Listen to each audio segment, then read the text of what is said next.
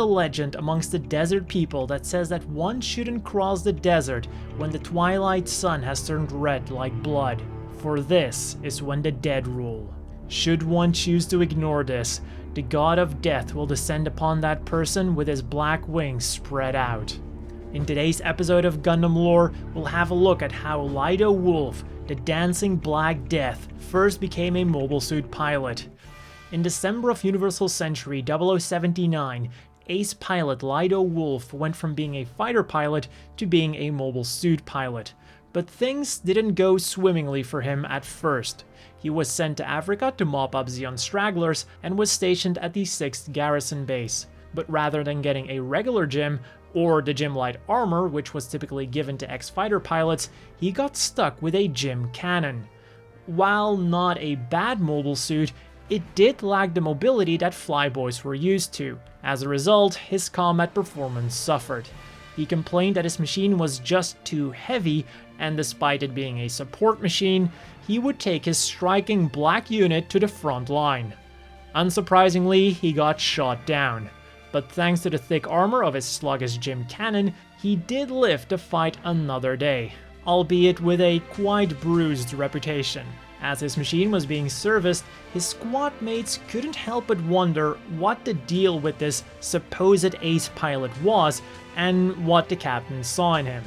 Since his arrival, he hadn't shot down a single enemy unit, and all he ever did was getting shot down, which would also suggest that the previous battle was a common occurrence.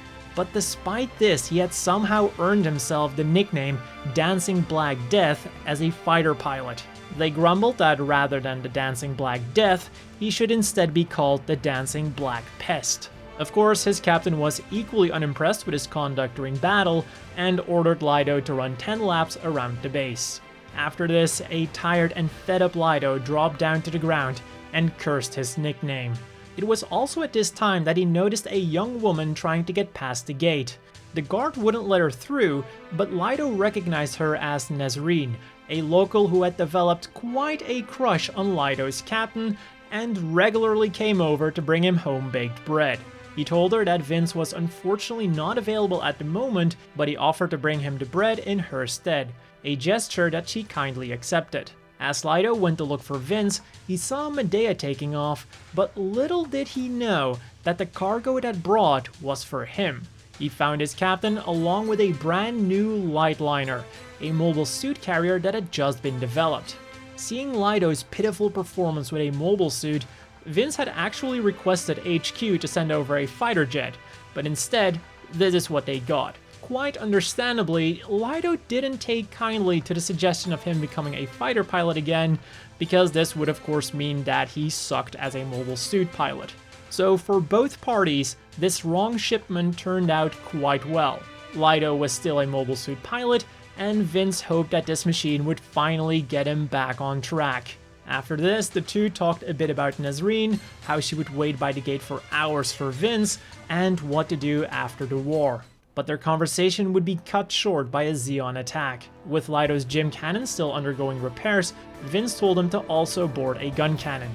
And when they got outside, they saw that Nesrine was still waiting at the gate. Naturally, Vince told her to get to safety, but in response, Nesrine told him that he was the one in the most danger. She begged him not to go into the desert, as the twilight that day was red like blood, and that the god of death was surely out hunting for souls. Vince assured her that this was nothing more than a legend, and that he'd be back even before her bread was cold.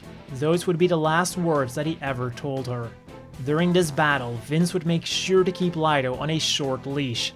As soon as the enemy came in sight, he ordered him not to rush, and told him to focus on getting his senses as a fighter pilot back. To Lydo's credit, he did hang back and fired on the enemy mobile suits from a safe distance, but the issue was that he simply couldn't hit anything from that distance. And with allied suits falling, he decided to move in closer, right into an ambush. Mere moments before the goof would have chopped his machine in half, Vince came to his rescue at the cost of his own life. Despite heavy losses, the Zeon attack was beaten back, but there was very little to be happy about. Many comrades were dead, the base was crippled, and Lydo felt personally responsible for Vince's death. It was at this moment that something inside of Lydo snapped. He went to the hangar, painted his gun cannon black, and went out to get revenge for his fallen captain.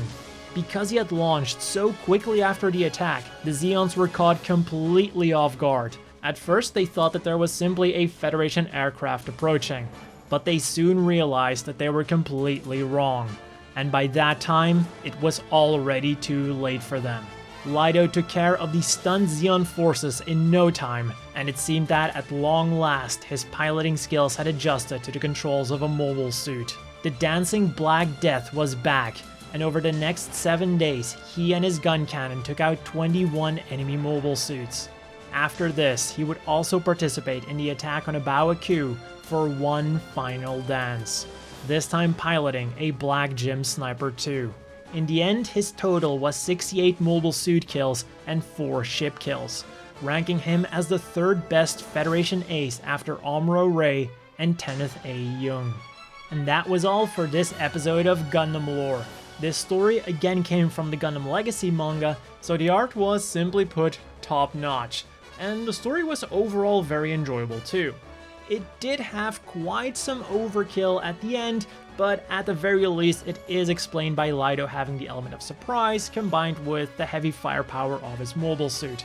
And it's always cool to learn more about the top aces of the 1 Year War, especially when the manga does a really good job of adhering to the already established canon. There is one thing that I felt could have been done a bit better, and that was his transformation from Zero to Hero again, which was quite abrupt in my opinion.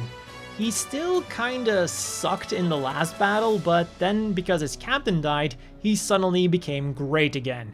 Giving him at least one kill, or having him at least being able to damage an enemy mobile suit, would have shown that he was making some kind of progress. But hey, in a 1-chapter story, I guess you do only have so much space, and in the end, I did still enjoy it. So as always, a big thank you to the Patreon supporters. I hope all of you watching have a great day, and I'll see you all next time.